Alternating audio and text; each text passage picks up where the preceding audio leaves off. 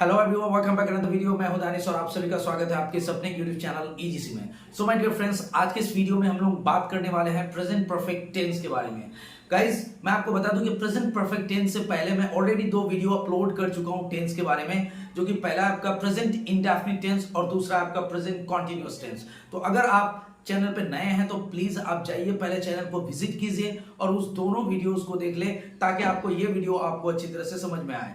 तो गाइस, चलिए बिना टाइम को गवाए हुए स्टार्ट करते हैं आज का वीडियो। और आज हम लोग बात करेंगे प्रेजेंट परफेक्ट टेंस के बारे में। सो प्रेजेंट परफेक्ट टेंस है एक्चुअली क्या, और इसको इस्तेमाल कैसे किया जाता है, और इसका स्ट्रक्चर क्या होता है, और इसको बनाया कैसे जाएगा, इस वीडियो में हम पूरा बात करेंगे। सो वीडियो के लास्ट तक बने रहें। और हाँ, यदि आप चैनल पे नए हैं तो please please please subscribe the channel and hit the bell icon so that you never miss another update. So my dear friends, present perfect tense basically ये किस तरह के सेंटेंस को बताता है, किस तरह के सेंटेंस को दिखाता है, दर्शाता है। तो मैं आपको बता दूं कि जिस भी हिंदी वाक्य के लास्ट में, इसका अगर हम सिंबल की बात करते हैं, तो जिस भी हिंदी वाक्य के लास्ट में आ हूं, या हूं, ये है, ये है, या चुका है, चुके हैं, चुकी है इत्यादि लगा रहेगा, उस सेंटेंस को हम लोग प्रेजेंट परफेक्ट टेंस में समझेंगे।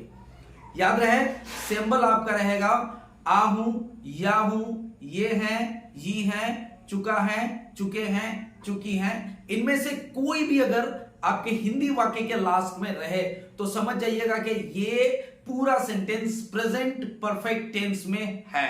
एग्जाम्पल लेते हैं कि मैं मोहन से मिल चुका हूं। तो इन वाक्य के लास्ट में आपको दिख रहा होगा कि वाक्य के लास्ट में है चुका हूं। इसका मतलब ये सेंटेंस प्रेजेंट परफेक्ट टेंस के अंतर्गत आता है। दूसरा एग्जांपल लेते हैं, वे लोग आए हैं। इन वाक्य के लास्ट में आपको नजर आता होगा ये हैं। इसका मतलब ये भी सेंटेंस प्रेजेंट परफेक्ट टेंस में आते हैं। तो चलिए सबसे पहले हम लोग इसका स्ट्रक्चर लेते हैं और पॉजिटिव स्ट्रक्चर लेते हैं। और स्ट्रक्चर है सब्जेक्ट, हैव या has, third form of verb, और ऑब्जेक्ट या ओदर वर्ड हो भी सकता है, नहीं भी हो सकता है। चलिए एग्जाम्पल लेते हैं। और एग्जाम्पल है, मैं आ चुका हूं। तो मैं आ चुका हूं, इस वाक्य के लास्ट में चुका हूं है, इसका मतलब ये प्रेजेंट परफेक्ट टेंस से ताल्लुक रखता है। तो इसको हम लोग बनाएंगे, यहां पे सब्जेक्ट मैं है और मैं के साथ हैव लगता है, तो इसको हम लोग लिखेंगे आई हैव। और कम का भीतरी कम ही होता है, इसलिए इसको हम लोग बोल सकते हैं I have come. Okay, next example लेते हैं कि वे लोग आ चुके हैं।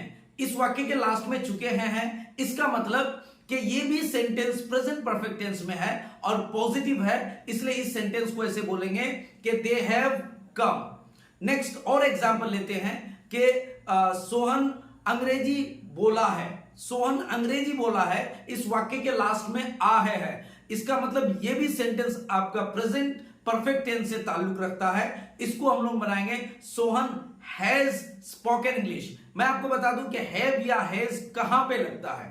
तो मैं बता दूं, यदि सब्जेक्ट आपका आई रहे, you, we, they, names, these, those, इनमें से कोई भी एक सब्जेक्ट रहे तो आप हैव का प्रयोग करें।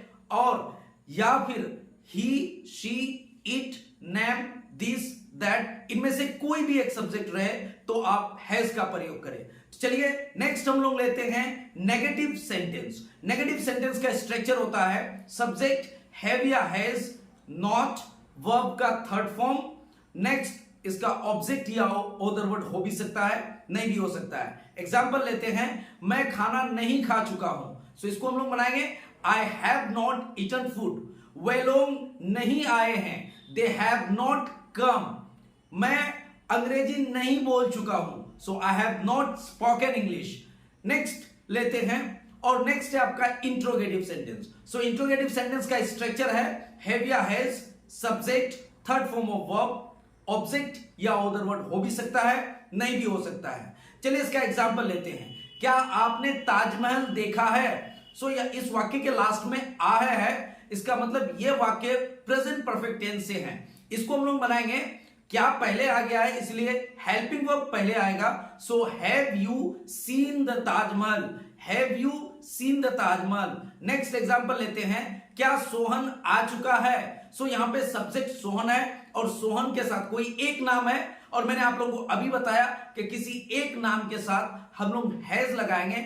सो has Sohan come, has Sohan come. Next और एक एग्जांपल लेते हैं, क्या आपने सुना है, क्या आपने सुना है, यहां पे क्या पहले आ गया इसलिए हेल्पिंग वर्ब पहले आएगा। सो have you heard, have you heard. Next लेते हैं और इंट्रोगेटिव नेगेटिव सेंटेंस। ये इंट्रोगेटिव नेगेटिव सेंटेंस का स्ट्रक्चर होता है हैव या has, subject, not, third form of verb, other word या ऑब्जेक्ट हो भी सकता है, नहीं भी हो सकता है। एग्जांपल लेते हैं, क्या आपने खाना नहीं खाया है, क्या आपने खाना नहीं खाया है। So have you not eaten food, have you not eaten food. Next और एग्जांपल लेते हैं, क्या सोहन अंग्रेजी नहीं बोला है। So has Sohan not spoken English.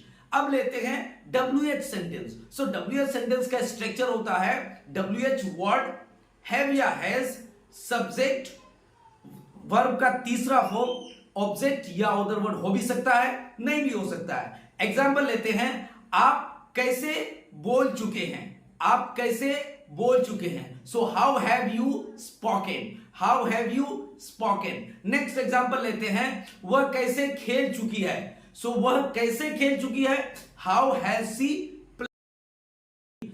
Last structure लेते हैं और वो है WH negative sentence. So WH negative sentence का स्ट्रक्चर होगा WH वर्ड, हैव या has, subject, not, third form of verb, object या अदर वर्ड हो भी सकता है, नहीं भी हो सकता।